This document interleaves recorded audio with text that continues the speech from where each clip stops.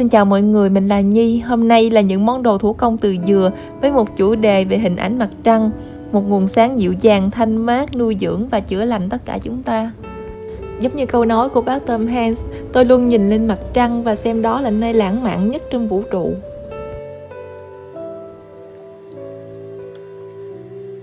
Bạn biết không, mình không phải là một người giỏi về chiêm tinh, nhưng trong cái sự tìm hiểu của mình về mặt trăng dưới góc nhìn chiêm tinh thì mình đã hiểu ra rất nhiều điều thú vị. Đó là mặt trăng đại diện cho những cảm xúc thật sâu thẳm bên trong mỗi chúng ta và cả đứa trẻ bên trong của mỗi người. Một minh chứng gần gũi với chúng ta nhất đó chính là chu kỳ của mặt trăng. Bởi vì chúng ta biết rằng mặt trăng có ảnh hưởng đến thủy triều, đúng không? Nước dâng lên và lại rút xuống theo các chu kỳ của trăng. Và chúng ta nhớ lại rằng trong cơ thể của chúng ta cũng đã có đến 70% là nước. Và trong cái sự liên kết này, chúng ta thấy rằng trăng có các giai đoạn. Từ lúc trăng sáng rồi tròn dần lên và lại khuyết dần đi. Chúng ta cũng lại có rất nhiều trạng thái cảm xúc. Lúc thì chúng ta cảm thấy vô cùng mãnh liệt, dạt dào, chúng ta dễ xúc động.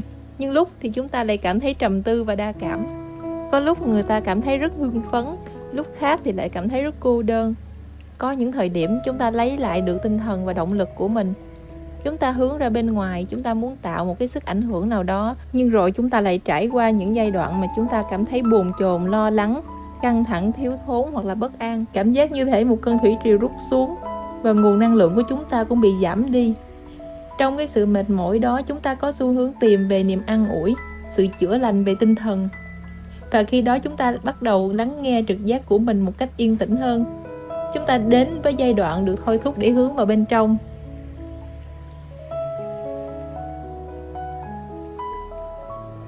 Chúng ta sống với sự nuôi dưỡng của hai nguồn năng lượng lớn, một là mặt trời và hai là mặt trăng. Và nếu chúng ta hình dung rằng mặt trời đại diện cho ý chí sống còn, sự khẳng định bản thân và sự tỏa sáng, thì đối với mặt trăng, nó là phần cảm xúc sâu thẳm nhất bên trong mỗi chúng ta. Và khi bước ra thế giới bên ngoài, chúng ta không dễ gì thể hiện nó. Thì nó giống như thế này, khi bạn tiếp xúc thoáng qua với một người, bạn không thật sự hiểu hết được con người của anh ấy hoặc cô ấy. Nhưng cho đến khi bạn thấy được những tổn thương mà họ đang mang hoặc đã phải trải qua, thì khi đó bạn thật sự hiểu thấu được con người đó một cách sâu sắc nhất. Và tình yêu thương, cách đối đãi của chúng ta dành cho nhau nó bắt đầu trở nên sâu lắng hơn. Mình biết rằng có rất nhiều người có xu hướng sẽ giấu đi cảm xúc thật vào bên trong. Nhưng kể cả khi không tiếp xúc với thế giới bên ngoài, thì họ vẫn không đủ dũng khí để đối diện với những cảm xúc tổn thương và hỗn loạn bên trong của chính mình. Thì thật ra mình cũng thuộc về số đông và cũng đã trải qua những cái giai đoạn giống như vậy. Khi chúng ta không tiếp xúc với thế giới bên ngoài, thì có những hỏng hóc và những tổn thương bóng tối bên trong chúng ta liên tục trồi lên. Đặc biệt là trong đại dịch Covid mà chúng ta đang phải trải qua, không có bất kỳ sự cứu cánh nào từ bên ngoài. Và chúng ta phải quay vào bên trong để nâng đỡ chính mình. Bạn biết không, cảm xúc nó là một cái nguồn tài nguyên lớn.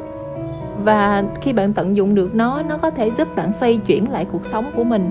Điều mình làm khi xoay vào bên trong chính là hướng nguồn năng lượng của cảm xúc, tập trung vào sự biết ơn.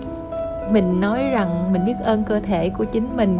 Mình nói rằng mình biết ơn trái tim vì nó đã đập suốt cuộc đời của nó để duy trì cho sự sống của mình. Mình cũng nói với lá phổi rằng mình biết ơn nó, mình biết ơn cả từng tế bào trong cơ thể này. Bởi vì đây là một thời đại mà có lẽ là nhịp sống quá nhanh, đúng không? Nhiều người nói với chúng ta rằng thời gian là vàng ngọc và chúng ta hãy chạy đua với nó đi. Nhưng đến mức chúng ta không biết được cơ thể của chúng ta đã thành ra làm sao và nội tâm cảm xúc của chúng ta đã bị méo mó thế nào. Vậy thì cần phải chững lại để ôm ấp và phục hồi cho những gì quan trọng và sâu sắc hơn đến từ bên trong. Thời gian còn là để lãng phí, nhưng mà sự lãng phí này nó không vô nghĩa. Bởi vì bạn dùng nó để nuôi dưỡng lại cho một nội tâm phong phú của mình. Cơ thể của bạn, khối óc của bạn, trái tim của bạn, chúng xứng đáng nhận được những cái sự chữa lành và tình yêu thương từ bạn rất nhiều. Bạn có thể dành ra 21 ngày để rèn luyện bản thân. Bạn từ bỏ dần những thói quen độc hại và ươm mầm cho những cái thói quen tốt lành thật sự nuôi dưỡng cơ thể và tâm trí. Bạn biết rằng bạn xứng đáng để có một nội tâm khỏe mạnh, một nguồn năng lượng sống tinh khiết nhất. Có nhiều cách để bạn thanh tẩy chính mình.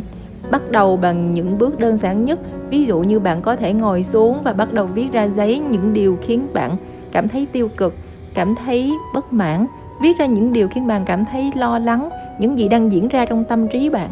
Và sau đó bạn có thể đốt chúng đi như một cách để giải phóng năng lượng. Thật ra việc tắm gội và cung cấp nước cho cơ thể đúng cách, nó cũng giúp cho bạn thanh lọc lại cơ thể, làm mới lại nguồn năng lượng của cơ thể và giải phóng những bế tắc của tâm trí. Bạn có thể tập thiền hoặc yoga, hoặc với rất nhiều sự lựa chọn khác như ngày nay, bạn có thể tham gia vào các khóa học như về chữa lành tiềm thức, tình yêu thương, đứa trẻ bên trong, vân vân. Mình chỉ muốn nói rằng khi bạn thật sự quan tâm và yêu thương chính mình, sẽ luôn có rất nhiều con đường để bạn có thể lựa chọn phù hợp cho bản thân, để đưa bản thân phát triển, để giúp cho đứa trẻ bên trong của bạn cảm thấy thoải mái nhất, hạnh phúc nhất. Và ở một cấp độ sâu sắc hơn, khi nguồn năng lượng của cảm xúc được đặt đúng hướng, chúng ta có thể phát triển mạnh mẽ về mặt trực giác. Nó giống như một động lực vậy đó, và tự bạn sẽ trải nghiệm nó sẽ làm thay đổi lại cuộc sống của bạn. Sadhguru từng nói rằng nếu bạn sử dụng lý trí, logic, bạn sẽ đi từng bước từ bước 1 đến bước 10. Nhưng khi bạn có trực giác, bạn sẽ nhảy luôn đến bước cuối cùng. Hãy mở lòng và làm một cuộc cách mạng sâu sắc với nội tâm. Hãy kiên trì và kiên nhẫn đi trên con đường mà mình đã chọn. Mỗi phương pháp sẽ phù hợp với bạn trong từng giai đoạn, và tất cả chỉ để bạn có thể phát triển chính mình thành một phiên bản tốt đẹp hơn, nâng đỡ và hoàn thiện cao dần những phẩm chất tốt đẹp bên trong bạn. Nội tâm của bạn trở nên mạnh mẽ với những xúc cảm tinh khiết và những rung động cao nhất. Bạn có lòng trắc ẩn, tình yêu thương và lòng vị tha. Khi chúng ta thực tập điều này, cuộc sống của chúng ta trở nên dễ dàng hơn. Hãy bắt đầu bằng việc ngồi yên, mở lòng, lắng nghe và để cho sự chuyển đổi diễn ra.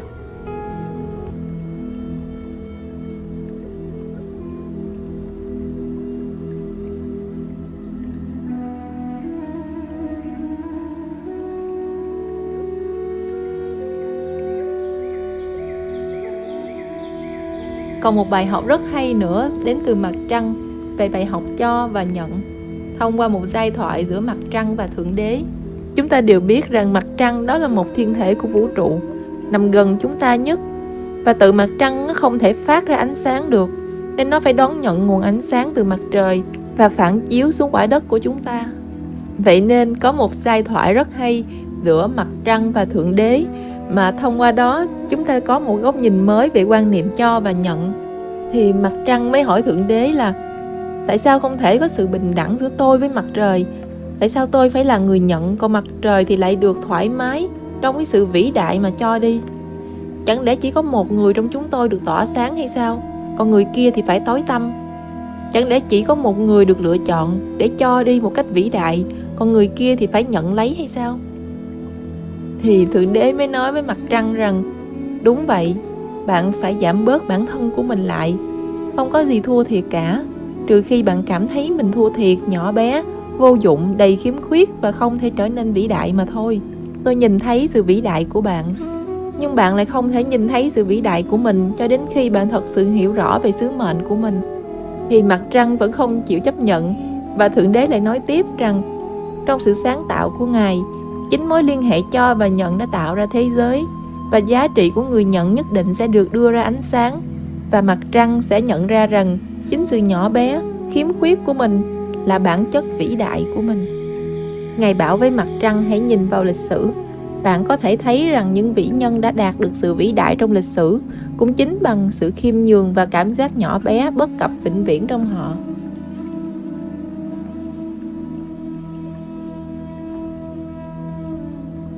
Mặt trăng chính là một thông điệp mạnh mẽ của Ngài về một thế giới không hoàn hảo và phải tự hoàn thiện chính mình. Chúng ta đều biết rằng mỗi một người đều phải trải qua giai đoạn bóng tối để vực dậy bản thân. Có những lúc như thể là bạn bị nhấn chìm xuống tận đáy của sự tuyệt vọng, yếu đuối, nghèo đói và thù hận. Nhưng hãy nhớ rằng chúng ta sẽ không chìm trong đó mãi. Chúng ta có sức mạnh để đi lên bằng sự tự nhận biết chính mình. Hãy trao cho bản thân tình yêu thương vô điều kiện và đầu hàng với những điều vượt ngoài khả năng kiểm soát của chúng ta. Cho đến khi đó, chúng ta thấy rằng giá trị và sự vĩ đại của mặt trăng cũng giống như mặt trời. Giữa sự cho và nhận đều là bình đẳng. Bởi vì chúng ta biết rằng trong sự nhận lấy, chúng ta sẽ lại tiếp tục chuyển hóa nó thành những giá trị cao đẹp, mang đến lợi ích cho chúng ta. Sau đó thì chúng ta sẽ lại cho đi bằng một cách nào đó. Những điều tích cực, tốt lành sẽ tiếp tục được lan tỏa và góp phần nuôi dưỡng cho quả đất này. Hãy đến với thiên nhiên. Đó là nơi chúng ta luôn học được rất nhiều bài học, mà kể cả khi chúng ta không biết gì về ý nghĩa biểu tượng của nó, chúng ta vẫn luôn có thể cảm nhận được sự thân thuộc, gần gũi và dịu dàng của nó. Cuối cùng, chúng ta hãy lắng nghe và dành tình yêu thương một cách chân thật và trọn vẹn nhất cho mọi cảm xúc đến từ bên trong. Ok, và đó là những điều mà mình muốn chia sẻ với mọi người trong video này. Và món đồ ngày hôm nay mình lấy cảm hứng từ hình ảnh mặt trăng, mang thông điệp về sự kết nối và nâng đỡ. Hình ảnh bàn tay đối với mình nó giống như là một biểu tượng về sự cứu cánh, sự nâng đỡ. Tự chúng ta có sức mạnh và tình yêu thương vô điều kiện để nâng đỡ chính mình. Chúng ta không đơn độc trên hành trình này, và hãy bước đi. Chúng ta sẽ luôn được vũ trụ nâng đỡ. Và mình dùng hình ảnh hoa sen, nó giống như là một biểu tượng về trực giác, về cảm xúc và sự cao đẹp từ bên trong. Như thể là những dòng chảy cảm xúc thiêng liêng kết nối chúng ta với những điều tuyệt vời hơn nằm ngoài các giác quan vậy á. Nơi chúng ta có thể mở lòng lắng nghe chính mình và để cho tình yêu thương soi chiếu đến mọi ngóc ngách cảm xúc từ bên trong. Giống như là nguồn năng lượng xoa dịu và chữa lành của ánh trăng, một nguồn năng lượng của người mẹ ôm ấp đứa trẻ bên trong chính ta. Rất cảm ơn mọi người đã xem đến cuối video. Hẹn gặp lại mọi người trong những video tiếp theo nha. Bye bye.